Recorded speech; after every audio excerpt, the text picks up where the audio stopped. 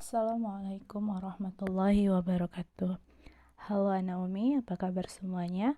Umi harap semua dalam keadaan sehat ya, amin ya robbal alamin. Oke, sebelum kita belajar, Umi ingatkan bagi yang belum sholat duha, silahkan sholat duha ya. Nah, tetap jaga kesehatan, yaitu dengan jaga kebersihan, mandi, dan patuhi protokol kesehatan lainnya. Oke anak Umi, pelajaran kita hari ini adalah masih tema F ya. Ya, pelajarannya adalah pelajaran IPA, yaitu perpindahan kalor. Masih ingatkah kalian apa itu kalor? Oke, kalor adalah energi panas. Nah, kalor atau panas dari suatu benda dapat berpindah. Ini sifat benda ya, sifat dari si kalor. Nah, kalor itu pindahnya dari benda yang bersuhu tinggi ke benda yang bersuhu rendah. Ini sifat kalor yang kedua, ingat ya. Kemudian, ada 3 cara perpindahan kalor, yaitu secara konduksi, konveksi, dan radiasi. Kami ulangi, ada 3 cara perpindahan kalor, yaitu secara konduksi, konveksi, dan radiasi. Kita bahas yang pertama itu adalah konduksi. Apa itu konduksi? Yaitu perpindahan panas melalui zat perantara tanpa diikuti aliran zat perantaranya. Ya, di situ ada lilin, perhatikan. Nah, lilin di situ adalah sumber dari panas. Ya, api ya. Api itu sumber panas, bukan lilinnya tapi apinya. Nah, kemudian siapa zat perantaranya? Siapa yang sebagai perantaranya? Adalah sendok. Sendok aluminium. Ya, ketika kalian dekatkan api dengan sendok, maka zat perantaranya tadi, si sendok tadi akan terasa panas lama-kelamaan. Jadi, panasnya itu berpindah dari api ke sendok karena sendok itu aluminium. Konduktor yang baik. Nanti kita bahas apa itu konduktor ya. Oke.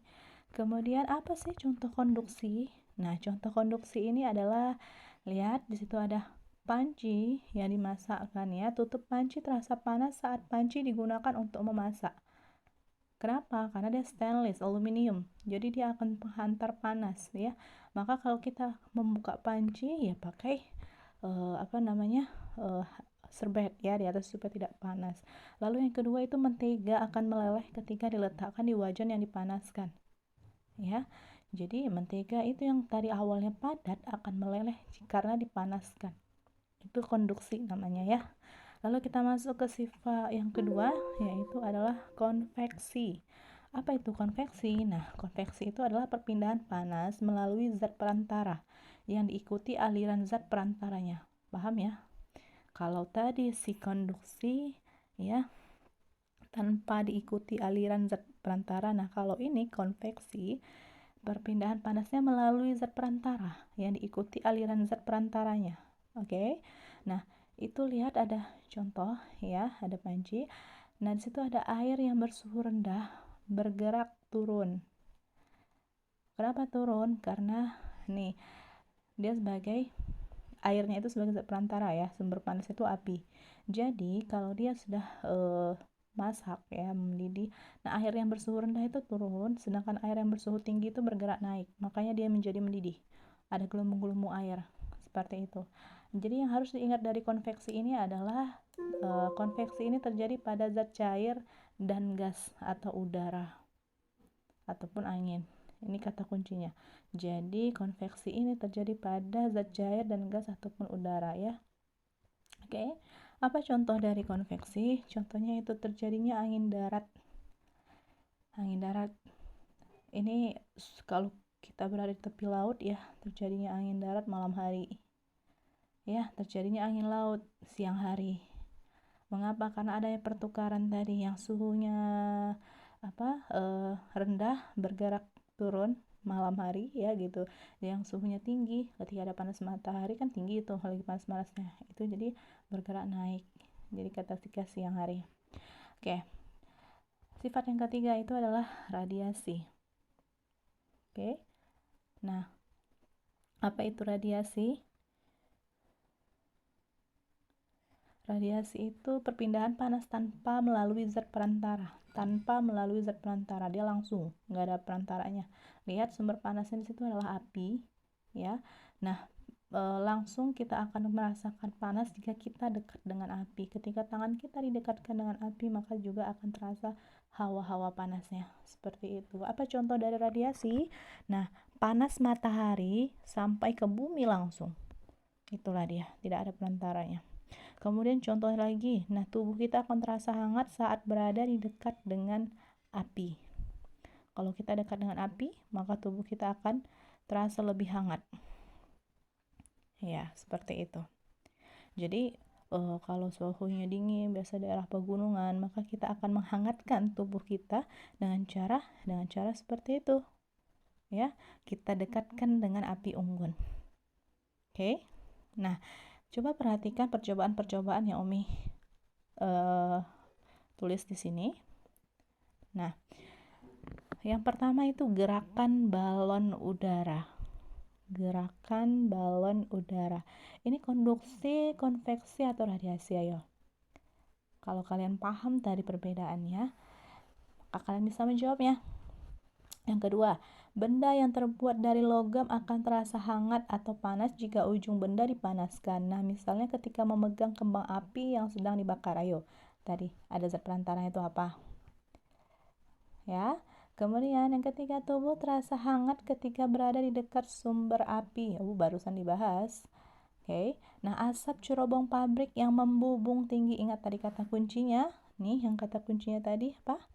Nah, konveksi terjadi pada zat cair dan gas, udara ataupun angin. Itu aja ya, pahamin ya.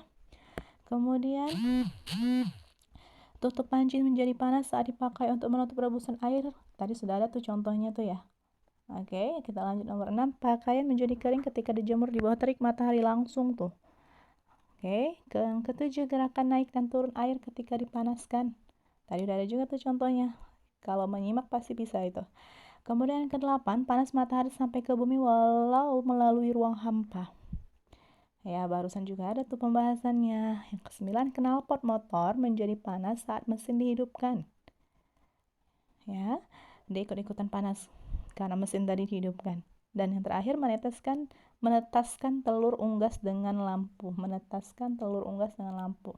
Oke, Naomi coba dikasih checklist mana yang menurut kalian nomor 1 itu termasuk konduksi, konveksi, atau radiasi. Jangan ketiga-tiga yang di checklist ya, namun pilihlah salah satu yang menurut kalian benar. Oke. Oke, ini sebagai tugas ya nak ya, kerjakan di buku tulis. Kita lanjut sedikit. Panas atau kalor merupakan suatu energi.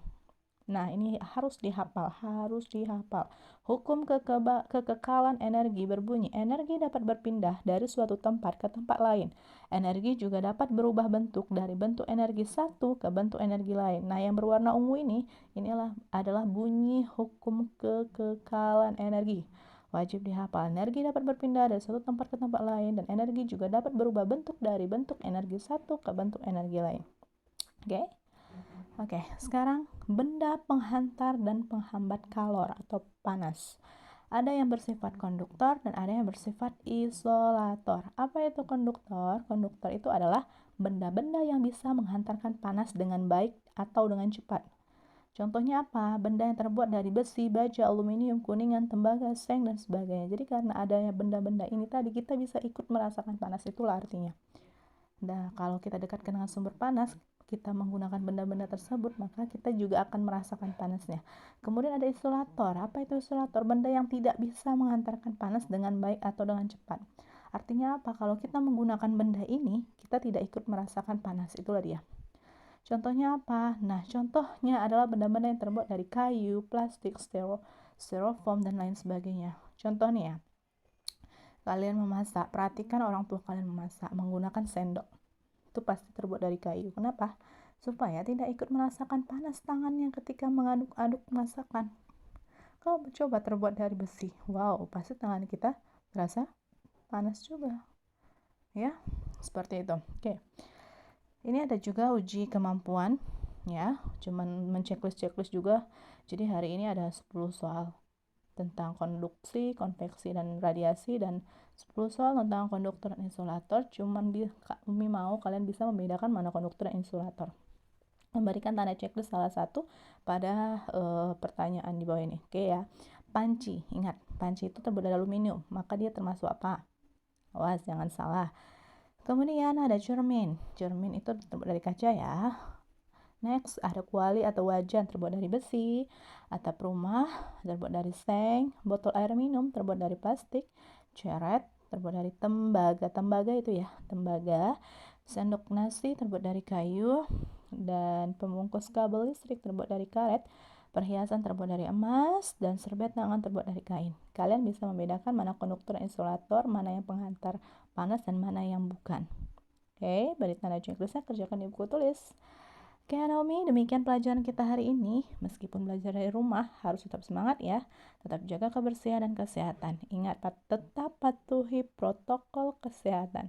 Umi akhiri dengan mengucapkan Alhamdulillahirrabbilalamin. Dan Umi akhiri dengan Assalamualaikum warahmatullahi wabarakatuh.